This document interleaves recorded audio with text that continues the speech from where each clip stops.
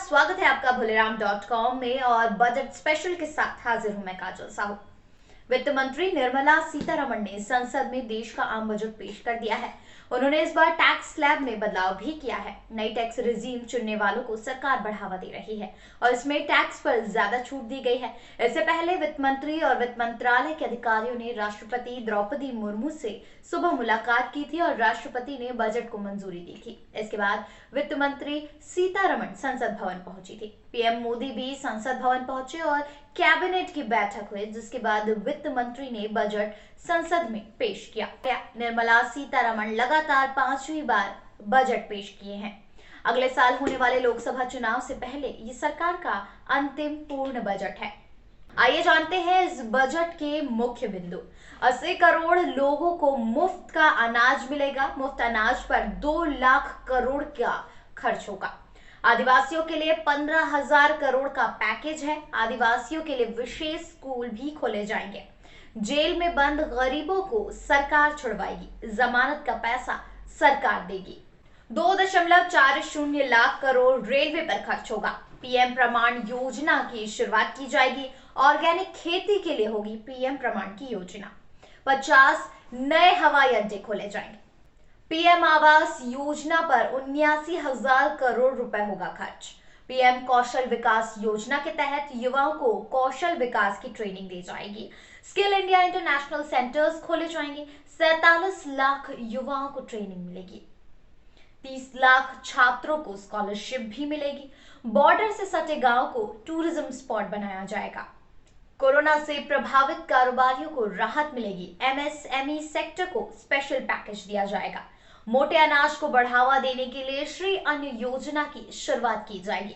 मोटे अनाज को दुनिया भर में बढ़ावा देगा भारत मिलेट संस्था का भी गठन होगा। इसके अलावा इस बजट में छत्तीसगढ़ के एक विशेष उत्पाद को बढ़ावा मिलेगा, जिस पर प्रदेश के सीएम ने अपना मत रखते हुए इस पर कटाक्ष करते नजर आए हैं। साथ ही पूर्व मुख्यमंत्री ने बजट को आम जनता का बजट बताते हुए भरपूर तारीफ की है। वित्त मंत्री निर्मला सीतारमण के बजट पेश होने के बाद से पीएम मोदी ने अपने ट्विटर के ऑफिशियल साइट पर बजट को लेकर अपनी राय रखी है। Honorable Speaker, this is the first budget in Amrit Kal. This budget hopes to build on the foundation laid in the previous budget and the blueprint drawn for India at 100. We envision a prosperous and inclusive India in which the fruits of development will reach all sections and citizens, especially our youth, women, farmers, OBCs, scheduled castes and scheduled tribes. In the 75th year of our independence, the world has recognized the Indian economy as a bright star. अमृत काल का ये पहला budget विकसित भारत के विराट संकल्प को पूरा करने के लिए एक मजबूत नींव का निर्माण करेगा। ये बजट वंचितों को वरीयता देता है। ये बजट आज की एस्पिरेशनल सोसाइटी, गांव, गरीब, किसान, मध्यम वर्ग सभी के सपनों को पूरा करेगा। मैं वित्त मंत्री निर्मला जी और उनकी टीम को इस ऐतिहासिक बजट के लिए बधाई देता हूं। साथियों, परंपरागत रूप से अपने हाथ से औजारों और टूल्स से कड़ी मेहनत कर कुछ न कुछ सृजन करने वाले करोड़ों विश्वकर्मा इस देश के निर्माता है। लोहार, सुनार, कुम्हार, सुथार, मूर्तिकार, कारीगर, मिस्त्री, अनगिनत लोगों की बहुत बड़ी लंबी लिस्ट है। इन सभी विश्वकर्माओं की मेहनत और सृजन को देश इस बजट में पहली बार अनेक प्रोत्साहन योजना लेकर के आया है। छत्तीसगढ़ के लिए भी हम लोग उम्मीद कर रहे थे कि अंबिकापुर से जो ट्रेन चलने वाली थी वो आएगा, जगदलपुर ट्रेन के लिए कोई व्यवस्था होगी। इसमें इस प्रकार की कोई व्यवस्था नहीं है। महंगाई और बेरोजगारी को कम करने की कोई व्यवस्था नहीं है। कैसे नए लोगों को रोज़गार मिलेगा, इसमें कुछ नहीं है। और जितने भी खाद्य सामग्री है वो महंगी हो गया है। एक चीज़ और, जो श्री अन्न की बात उन्होंने कही, जिसमें कोदो, कुटकी, सामा तक की बात कही गई है, लेकिन उसकी MSP आज तक भारत सरकार ने घोषित नहीं की है। और दूसरी बात यह है कि समर्थन मूल्य खरीदने की भी कोई बात किसानों के लिए नहीं की गई है। तो एक निराशाजनक बजट कहा जा सकता है।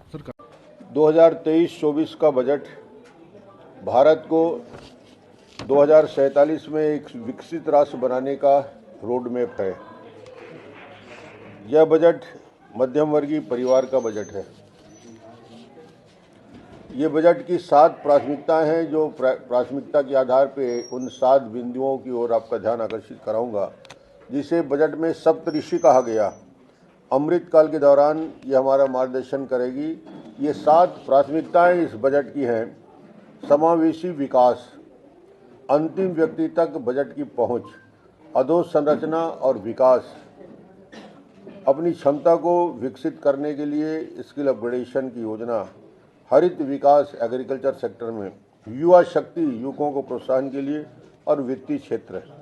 अमृतकाल के इस बजट में कोई ऐसा पहलू नहीं है जो अछूता रहा हो। हर वर्ग के लिए ये बजट बेहतर कल लेकर आया है।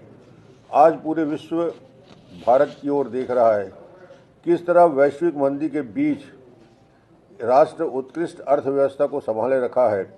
यह बजट मूल भावना सबका साथ सबका विकास समाहित है।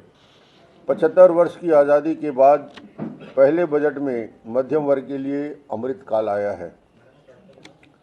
वित्त मंत्री निर्मला सीतारमण जी ने अपने बजट का आकार, जो बजट का आकार 39.44 लाख करोड़ था, वो 39.44 लाख करोड़ से बढ़ के 12% का ग्रोथ है।